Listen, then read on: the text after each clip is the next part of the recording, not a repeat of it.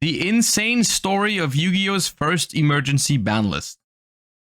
That sounds like a fun lunch break.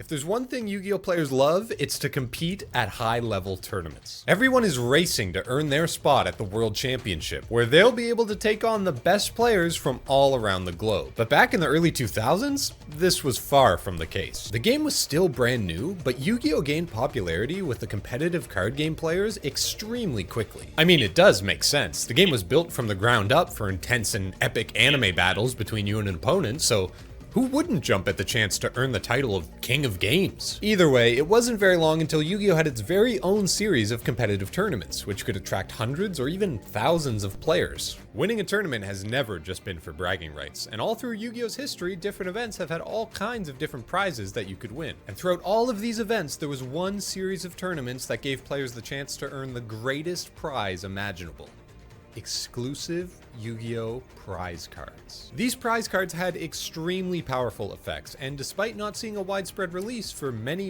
years, were completely legal for competitive play. Winning one of these events gave you the chance to add an incredibly strong card to your deck that only— I know where this is going.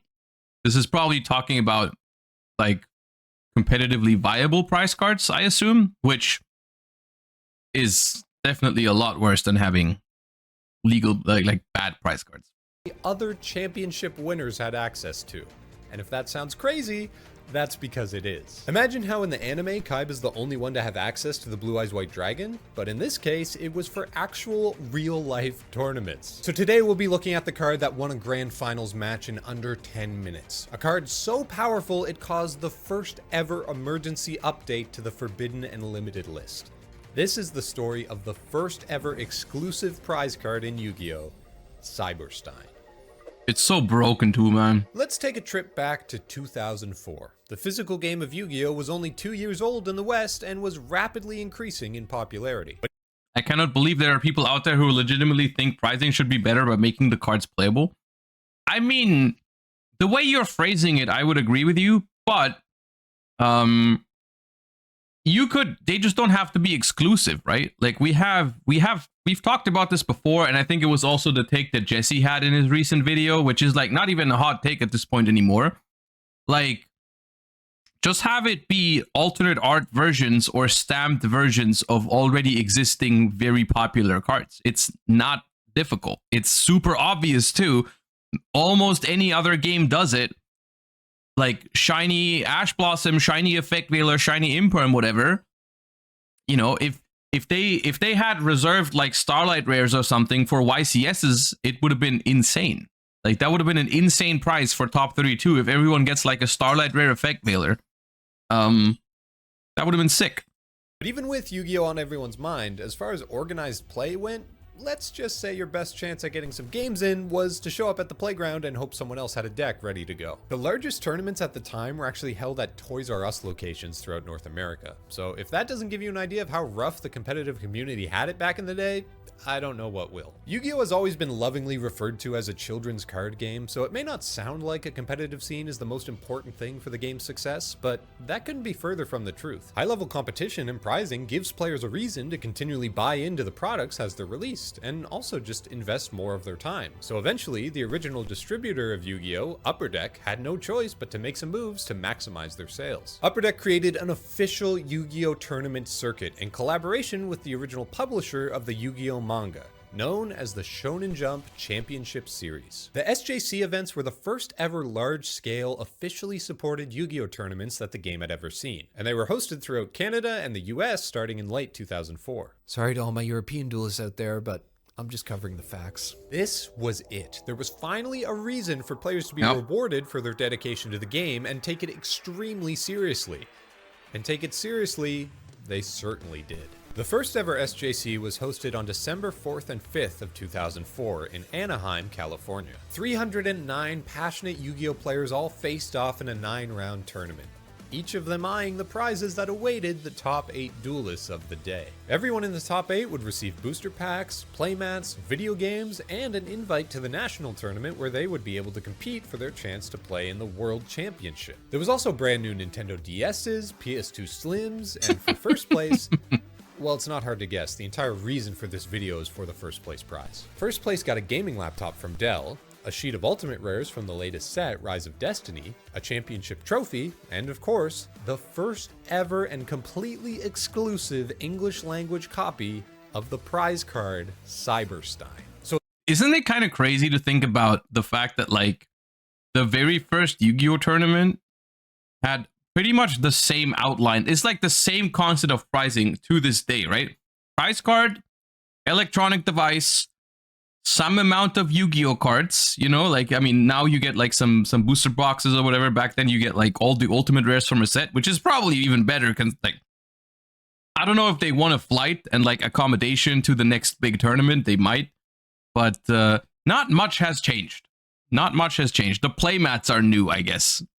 As cool as a gaming laptop from 2004 is, with its gigantic 1 GB of DDR1 RAM, let's take a closer look at Yu-Gi-Oh's Frankenstein monster. Cyberstein is a level 2 dark machine type monster with 700 attack and 500 defense. The potential it has though comes in its powerful effect. Pay 5,000 life points to special summon a fusion monster from your fusion deck in attack position. On first glance, you might think this effect has a pretty steep cost, and you'd be right. Paying over half of your starting 8,000 life points to special summon a fusion monster shouldn't be taken lightly. But if summoning that monster wins you the game, it doesn't really matter how much life you pay, does it? Well, with that being the case, we should probably take a look at what the state of the fusion deck was like in 2004. And I can start by mentioning that back in the day, fusion monsters were the only type of monster in the extra deck before synchros were introduced, so it was just called the fusion deck. There also wasn't any size limit to the fusion deck at the time, so you could really play any fusion monsters that you were able to get your hands onto. The moral of this story is, even though you had an entire second deck with infinite cards in it entirely dedicated to fusion summoning alone, the mechanic was still really, really bad. At the time, we didn't have a bunch of fusion monsters with generic materials or crazy overloaded spell cards that let us fusion summon from wherever we wanted to. If we wanted to fusion summon in 2004, we needed at least 2 specifically named monsters and the good old-fashioned polymerization. And that's not even to mention if you even knew how to fusion summon, because polymerization didn't even explain what it actually did. The card text at the time basically just told you to go read the rulebook, where it had an entire 2 pages dedicated to its effect alone. To say it was the most complicated mechanic in the game at the time would be a massive understatement, and to say it was the worst mechanic in the game at the time would be far too generous. Most of the fusions at the time were just a combination of 2 random weak vanilla monsters, and in most cases, the fusion monster you were summoning was barely stronger than...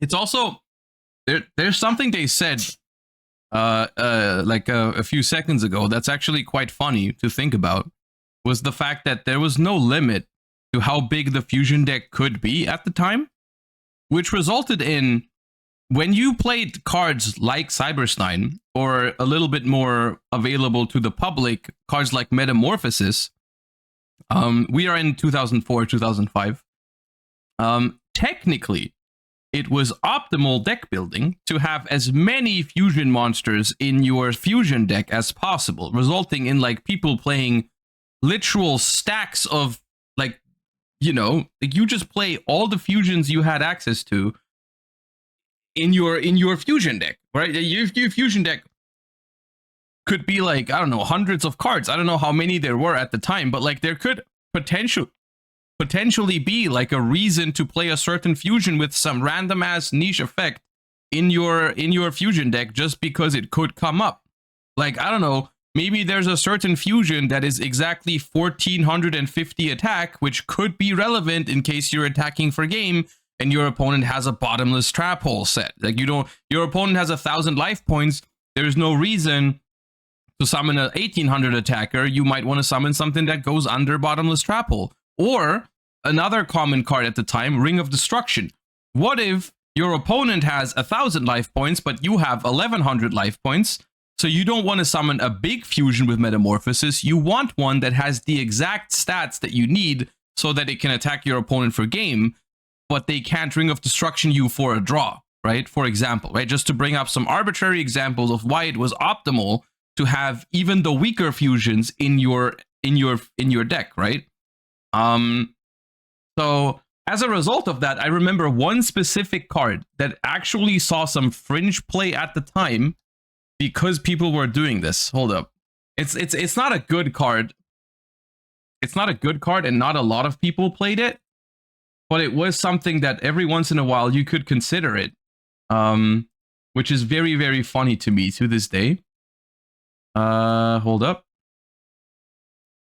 It's just whenever someone mentions that there was no limit to the fusion deck, I always think of this card. I always think of good old Memory Crusher. If this card successfully attacks directly, inflict 100 damage to your opponent for each card in their extra deck. Well, back then it said fusion deck.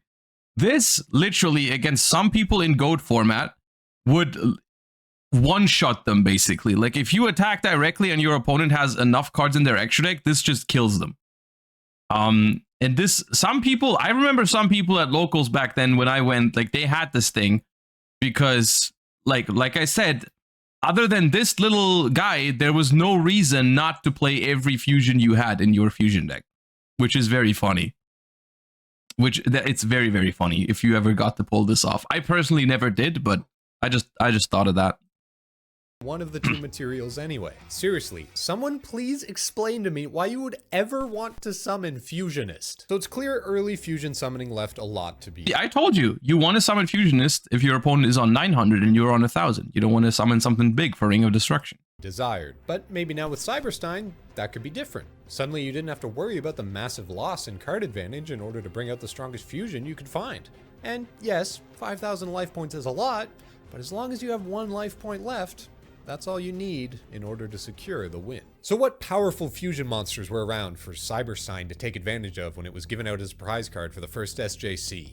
The main contender was Thousand Eyes Restrict. This is a level 1 fusion that allows you to remove one of your opponent's monsters by turning it into an equipped spell, as well as stopping all other monsters from attacking or changing their battle positions. It was removal plus a floodgate, so it was by far the best the fusion deck had to offer at the time. There was also a couple other strong fusion monsters though, like Dark Paladin. A combination between the iconic Dark Magician and Buster Blader, this card lets you discard cards to negate spell card activations, which is a really strong effect. Oh, wait. Yeah, you see how the first line of Dark Paladin's effect is must be fusion summoned? That means Cyberstein isn't actually able to bring him out since Cyberstein's effect doesn't count as a fusion summon. That's really too bad because Dark Paladin is a really good card. The next best choice for spell negation was Dark Balter the Terrible. It had much less attack, and it also required you to pay 1,000 life points to negate the spells instead of just discarding cards. Under normal circumstances, that wouldn't be too bad, but after paying 5,000 to get him out in the first place, suddenly your opponent doesn't really have to do much before you just end up dying on your own. Ryo Senshi was another cool choice that had the same sort of negation effect but for trap cards, but was also protected from being targeted. Okay, but like we're talking about Cyberstein in 2004, right? So like I would actually argue for the time it came out, Cyberstein was fair. Of course, only being accessible to Shonen Jump champions is a problem, but I think it only becomes a problem after Cybernetic Revolution. I mean, they're probably going to mention it, but targeted by spell cards. Sadly, because this is about the first emergency ban list. They didn't emergency ban Cyberstein until like a year or two later, I think.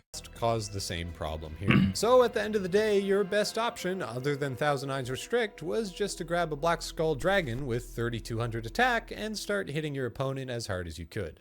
Is that good? Yeah, not really. As it turns out, Cyberstein was actually pretty weak upon its initial release. It was given out as a prize card for every SJC event from December 2004 to July 2005, and during that time, it didn't really see any play at all. The overall drive for the community to experiment and deck build with Cyberstein was just at an all-time low, and that's for two main reasons. Number one, there was only 18 copies of the card given out all over North America, so 18 players had access to the card and nobody else. And number two, well, I've sort of been hiding something from you. I haven't mentioned it until now, but there were already cards in the game that were much better at cheating out fusion monsters. Specifically, players were loving using the Magical Scientist monster card and the Metamorphosis spell card. Magical Scientists have been in the game since 2003, and it had a very similar effect to Cyberstein, but with a few more restrictions. The fusion monster you summoned had to be level 6 or lower, couldn't attack directly, and it was destroyed during the end phase. But on the bright side, you only had to pay 1,000 life points to activate the effect. And that part is really now important. This card is freaking Because the cost for broken, using dude. the effect is so much lower, you could actually use it multiple times. This is one of those cards that can never come back. Never, under no circumstances, can this card come back. In a row to fill your field with powerful fusion monsters and end the game as quickly as possible. The ideal scenario would be to finish off your opponent before all your monsters die during the end phase, and that way you didn't have to worry about the card's downside. But with them being unable to attack directly, players had to get a little more creative. And thus, the Magical Scientist one-turn kill deck was born, in combination with the card called Catapult Turtle. This would allow you to tribute the fusion monsters you summon in order to deal direct damage to your opponent equal to half of their attack points. Using this combo, you could easily deal over 8,000 damage in a single turn. You just had to make sure the fusion monsters you were summoning had more than 2,000 attack. That way, the damage your opponent was taking would be outpacing the 1,000 damage you were taking from your own Magical Scientist. Oh yeah, and unlike attacking directly, you could do this on the very first turn if you had all the cards you needed. So before your opponent even had a chance to play a single card, they would lose the game. That's fun, right? And thus the Magical Scientist FTK, or First Turn Kill deck, was born. And The thing about Magical Scientists is, even if you're not FTKing with it nowadays, it would just be this card. You can afford to pay for it 7 times. So alone, it's like, this is 8 materials to fuse, exceeds, link, whatever. Also, none of their effects are negated, so you can summon any freaking broken fusion from the extra deck that has any sort of effect.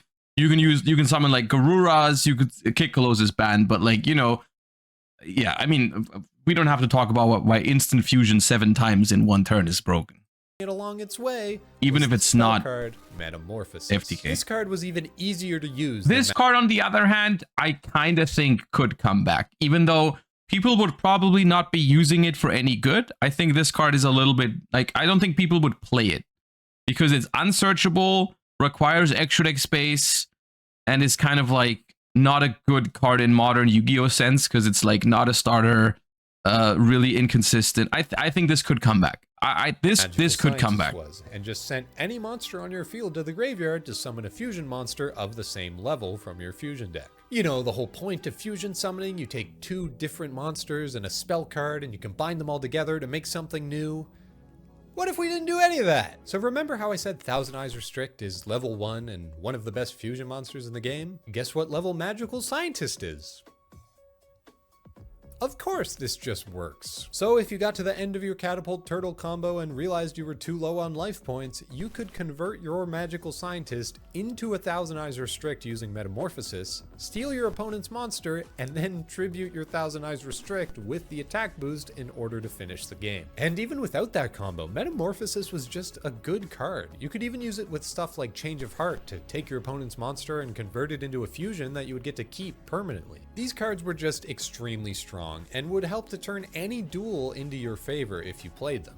So compare them to Cyberstein, they had less downside, were more versatile. That's like a 5 card. Yeah, the Metamorphosis Magical Scientist interaction is made up. That's not real. But that's not relevant. That's not why any of those cards. They are individually, like independently of each other, they were very good, but together it's not really. And more readily available to all the players. There really just was no reason to play Cyberstein in the current format. Though the effect is flashy and exciting, and it tries to tempt you with its unrestricted access to the extra deck, Cyberstein just wasn't quite powerful enough to see the spotlight of competitive play. At least, not yet. Just as any last hopes of a Cyberstein strategy were starting to fade, a few short weeks after the last one was handed out as a prize card in June of 2005, the Yu-Gi-Oh landscape started to shift, and as a surprise to everyone, players were about to dig deeper into finding the unrealized potential of the no longer exclusive Cyberstein.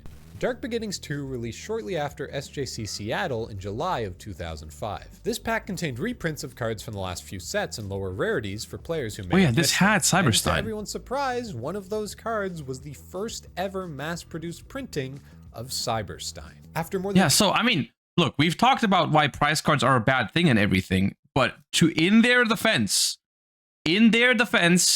they did reprint Cyberstein before it became really meta relevant. Technically, right? Like, because at this point, Cyberstein has not been a problem yet, and yeah. 7 months of competitive... Like, technically, this is better than what they did with, like, Minerva, for example, because Minerva was meta relevant while it has never been reprinted.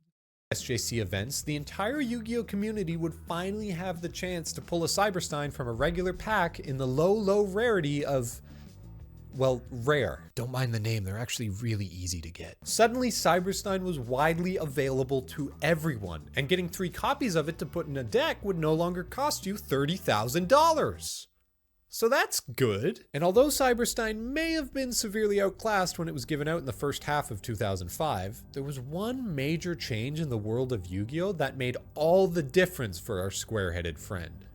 Magical Scientist had been banned. The Forbidden Unlimited list was updated in April of 2005, and it saw the end of Magical Scientist's reign over the metagame, along with a couple other super oppressive cards like Painful Choice, the Forceful Sentry, and Confiscation. Metamorphosis was still available at 3 copies, but with its best level 1 target gone, it was not nearly as much of a problem as it was before. That and the April list also banned Change of Heart, which meant players had to rely on worse versions of the card like Enemy Controller or Brain Control. It was still great value to take your opponent's stuff and turn it into a fusion, but either way, things had never looked better for a Cyberstein revolution. And this only continued when 1 month after Cyberstein's widespread release, the TCG saw even more reasons to play this card. On August 6, 2005, the brand new set Cybernetic Revolution gave even more support to a Cyberstein strategy. It contained the 2 This is the broken shit. strongest fusion monsters This is the in good game stuff thus far.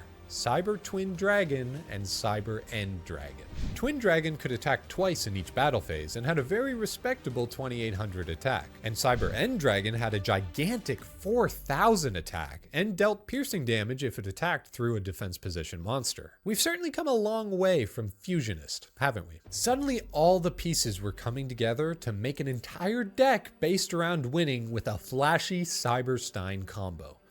And that's exactly what happened. Over the next few weeks, a dedicated Cyberstein deck began to show up at more and more events, its main strategy being to use floodgate type cards to slow your opponent down until you could get to your main combo. Things like Level Limit Area B and Gravity Bind were perfect to stop your opponent's monsters from attacking, and cards like Sangan were perfect for getting Cyberstein to your hand as quickly as possible. Last Will was also a great card for this strategy. A crazy old school card that could summon Cyberstein straight out of your deck as long as another one of your monsters had been sent to the graveyard that turn. All of these cards work together perfectly to make sure you would eventually get your Cyberstein to your field, clear the way with something like a giant Trunade, and make your opponent defenseless so you could swing in for a full 8000 damage. But how would you get to the full 8000 damage? Neither of these cards are capable of doing that on their own.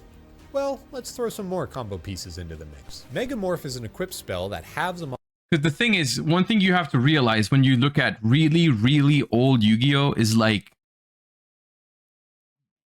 from nowadays perspective, something like, oh, 3-4 card combo or whatever might not be that big of a deal, right? Like, oh, these 3 cards together are really broken when independently they don't do that much, right? Like, you draw Cyberstein alone might not seem that good. You draw Megamorph alone might not seem that good. You draw Trunade alone might not seem that good.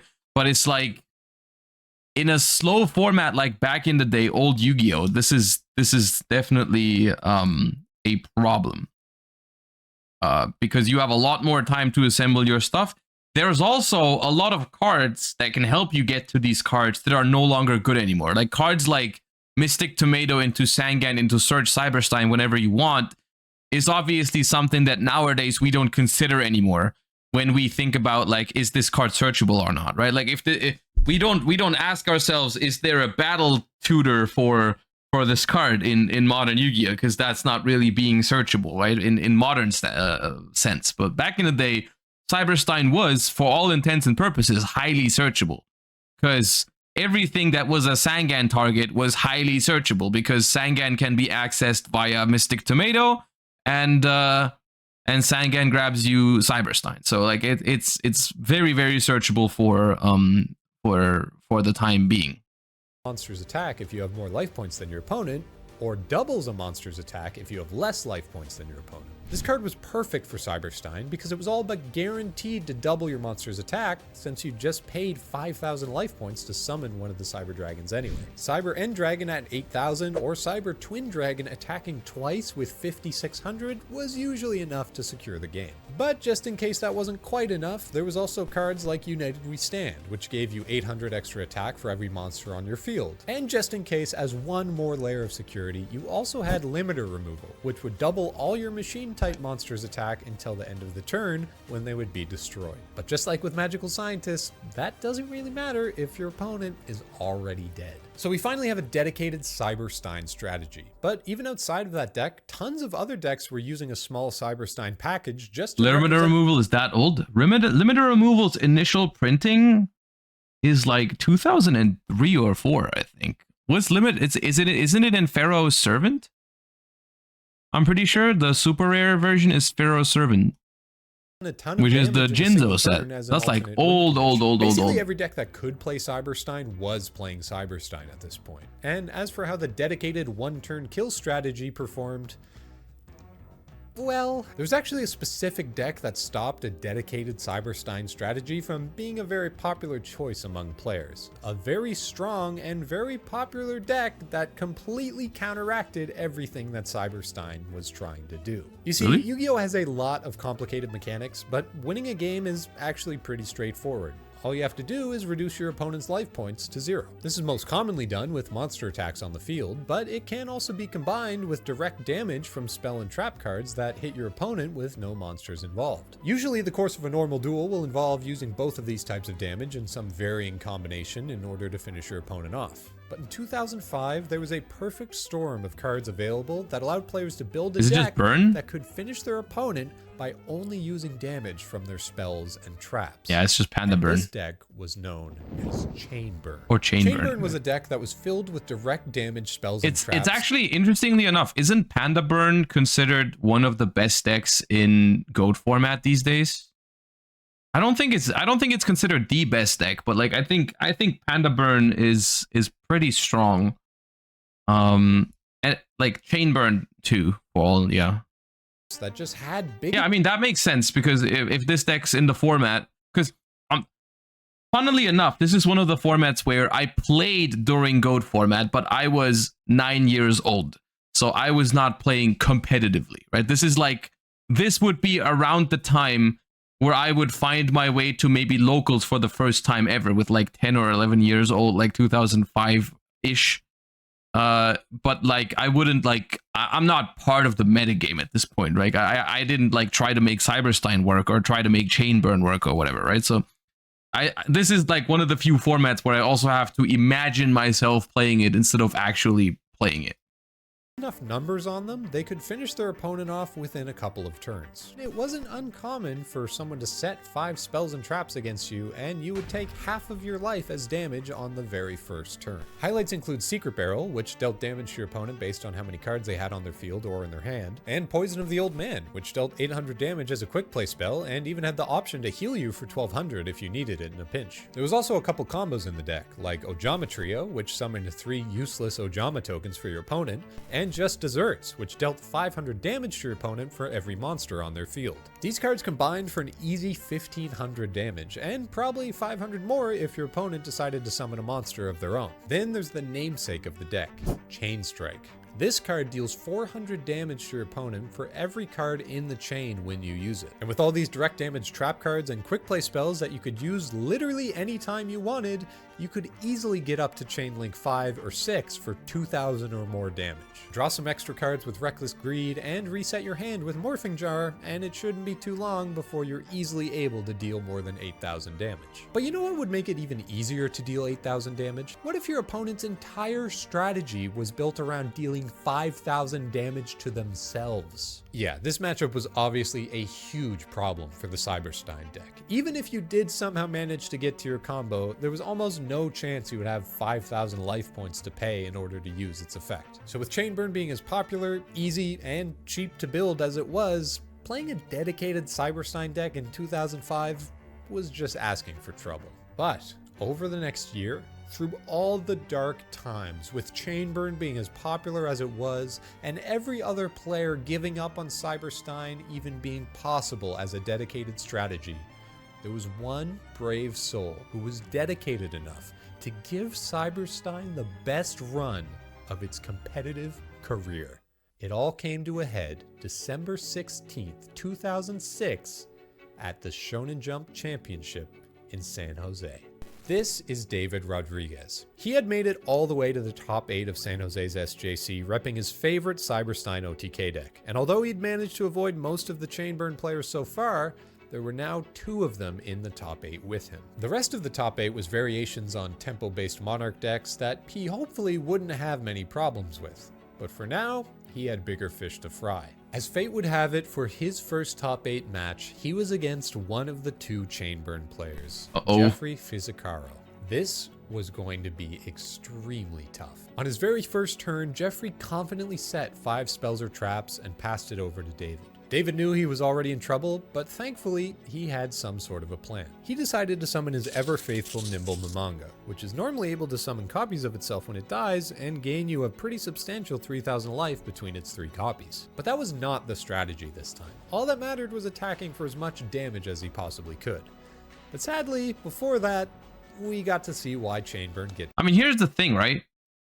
Even though Cyberstein is somewhat searchable and so on and so forth, decks at this time would likely still have some sort of other game plan. Like, there's no way this deck is only Cyberstein other than that it cannot play Yugioh. It's its name. Jeffrey activated Poison of the Old Man, followed by Secret Barrel, Reckless Greed, a second Secret Barrel, and then finally Chain Strike. That's not legal. That's also not a good opening hand. 5 Chain Link combo. It's probably the other way around, right? It's probably Chain Strike and then the second Secret Barrel. And on the first real action of the game, Jeffrey had already dealt damage to David for almost all of his life points. I guess now you can really see why the chances of getting Cyberstein's effect off in this matchup are basically 0. At the very least, David was able to equip his Nimble Mamanga with Megamorph to double its attack and attack for 2,000 damage. Then, can we talk about how this sequencing of, like, why did normal summoning Nimble Mamanga prompt the opponent to flip all 5 of the back row? Like, why are we still in main phase 1 to Megamorph the Mamanga? Like, why is that a thing? Next turn, Jeffrey set one monster face down and passed it back to David. He was able to summon an exiled force and tribute itself to get rid of the set Sangan. Jeffrey added Morphing Jar to his hand, and David dealt another 2,000 damage. Then, after drawing for his turn, Jeffrey realized his efforts were completely in vain, and he decided to concede the game and move on to game 2. And what? Bro, why didn't we? Just like that, Cyberstein actually had a win over Chainburn. How did that happen? The players quickly looked for their side decks before they started with game 2. In competitive Yu-Gi-Oh, you have a side deck. There's no way that they might be going off of written coverage, and the written coverage just must be incomplete. There's no way you add Morphing Jar to your hand with Sangan. You are on 4,000 life points. Your opponent has a Nimble Mamanga on the field, and you're like, yeah, I'm a concede now. There's no shot. Deck of 15 cards that you're allowed to change with cards in your deck between each game of the best of 3 match. This is done to give you an edge over your opponent and adjust your deck strategy once you know what deck you're playing against. But sadly, this didn't really help David much in the second game. Although Jeffrey didn't get an insane turn 1 combo like he did before, he was much better able to execute his game plan of stopping David from doing whatever he wanted. Setting a Nimble Mamanga to try and get it destroyed and gain some life? Jeffrey didn't declare a single attack. Want to play out as many monsters as possible and push for damage? Ojama Trio blocked 3 of his zones with useless tokens. Want to attack with the few monsters you do have? Well, Threatening Roar stops all attacks for the turn. Oh yeah, and while all your monster zones are full, how about Adjust Desserts for 2500 damage to finish the game? It was pretty clear the first game had just been a stroke of luck. David didn't stand much of a chance of breaking through Jeffrey's defensive strategy at all. And if he wanted to win this match, he would have to have an entirely new approach going into the third game. And thankfully, what David did next managed to shock every single audience member of this top 8 feature match. The third game began with David going first. He set a monster face down and 2 spell or trap cards, then passed his turn over to Jeffrey. Jeffrey started things off with a graceful charity before setting 1, 2, 3, 4, 5 spells or traps. Is it just Royal Decree? Summoning out a Sangan. With no cards left in his hand, Jeffrey was going all out. He attacked into Jeffrey's face down monster, which was a stealth bird? Wait a minute, this card deals 1000 damage when it's flip summoned. This reads like a... Is this a burn card? David's face lit up the room. He started his turn by using Stealth Bird's effect to flip itself face down, and then flip summoned it to deal 1000 damage. Then he activated a spell card, Wave Motion Cannon. Okay. This card gains counters every standby. This was actually a very common thing back in the day, is to like side deck into a burn strategy. Ironically here, it's not something that should work, because typically, the chain burn deck should be faster than Wave Motion Cannon and Stealth Bird. Well, maybe not if you have both combined, but yeah. And then can destroy itself to deal 1000 damage for every counter on it? Okay, Stealth Bird may have... Was the side deck 40 cards? No, the side deck was always 15 cards, but it was a very, very popular strategy back then to have like 15 burn cards in your side deck to basically switch your entire game plan. So I assume the idea here is that like opponents that see you're playing Cyberstein OTK would side in a lot of defensive cards. Like I don't know what the cards were that people were siding at the time, but I could imagine people playing like Baboku, Threatening Roar, even Karibo I think saw some play so that you could Karibo the damage from like the Cyber Twin Dragon or whatever, right? So you are like taking out those aggressive cards from your deck and you're siding into burn, and all of a sudden when you're playing burn, like Wave Motion Cannon, Stealth Bird and stuff, all those Waboku, Threatening Roars and whatnot, they all do nothing, right? So this is like a relatively common strategy back in the day. At least I remember people doing that for quite a while, not just during this format, but like even months and years after. Side decking into burn cards was a pretty common thing to do. Some argument to be made to be included in other decks, but Wave Motion Cannon is purely a burn card. What is going on? As it turns out, David had one last trick up his sleeve.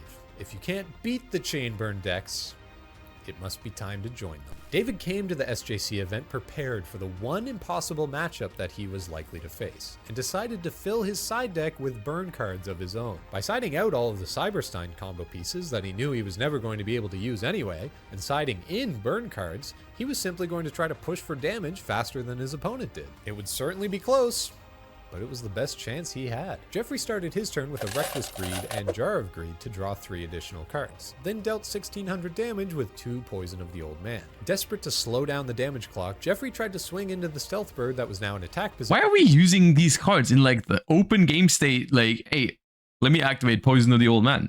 But David had just the thing. Ring of Destruction. This destroyed the Sangan and dealt 1000 damage to both. Dude, why did it explode like that? Jeffrey got his Morphing Jar from his deck, set it and 3 other cards face down, and passed the turn. David drew for his turn and immediately got hit by Jeffrey's Ojama Trio. 1 tick onto the Wave Motion Cannon and 1000 more damage from the Stealth Bird had Jeffrey looking pretty worried. David once again summoned a Nimble Mamanga and attacked the Morphing Jar, giving them both 5 new cards from their deck. Then it was time for the final push. David set 3 cards face down and passed the turn to Jeffrey. And when his turn began, David activated Poison of the Old Man.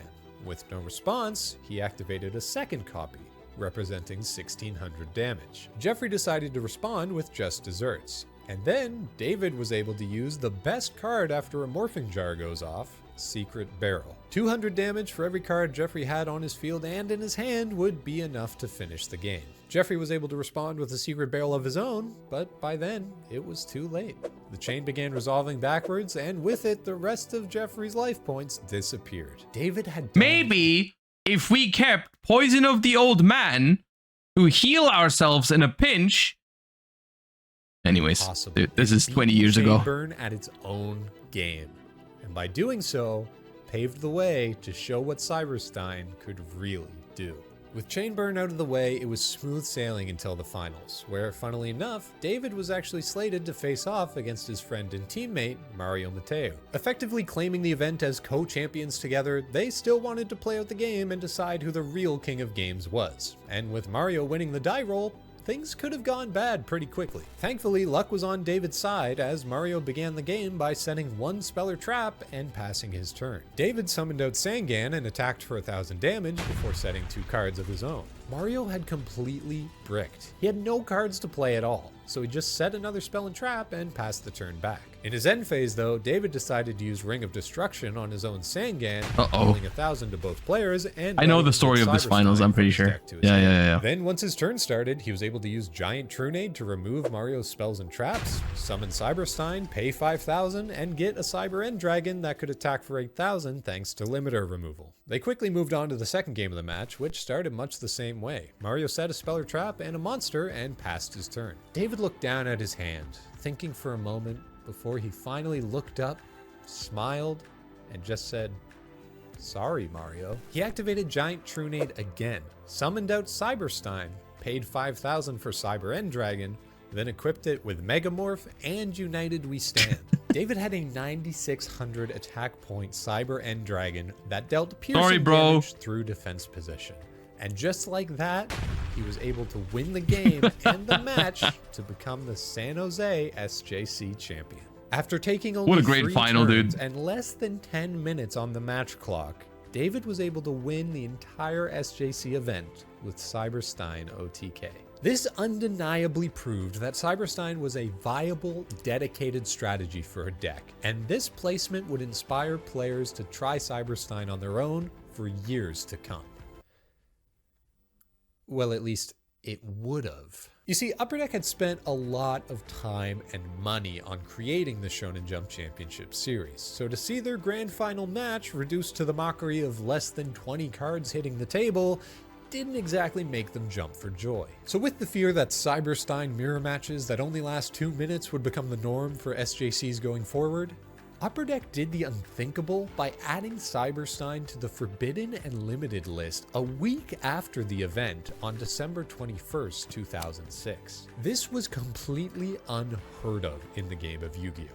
Forbidden and Limited list updates came in March and September of every year with no exception. The updates to the list always included tons of changes to keep the game feeling fresh and balanced, so the idea that they would do an update just to ban one specific card? It was ridiculous. I guess it just goes to show how worried they were for the future of the game if Cyberstein did manage to stick around for the next couple of months. And though I personally think it's a bit premature for them to have banned the card when it was just hitting its competitive stride, overall, for the health of the game, it's probably a good card to keep banned. Fusion monsters were always intended to be a combination of 2 monsters to create something new. And if there's any card in the...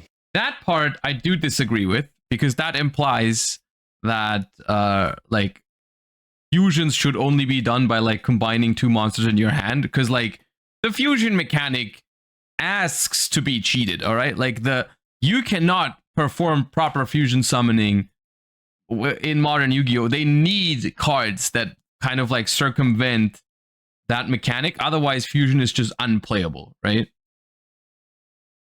History of Yu-Gi-Oh! That shows us why that should always be the case. That card was Cyberstein. I guess what I can agree on is that you should still combine materials to make a fusion monster, because when you think about it, all the cards that just say take a fusion out of your extra deck and summon it without fusing for it, right? Those are all problematic. You look at instant fusion and all that, right? And it's just like all those. It's a very weird territory, right? Very, very weird territory. Ready fusion is okay because it says the monster has to be a vanilla. Okay, that's different. That's different. But yeah, fun video. Like I like these little pieces of Yu-Gi-Oh's history. I like that.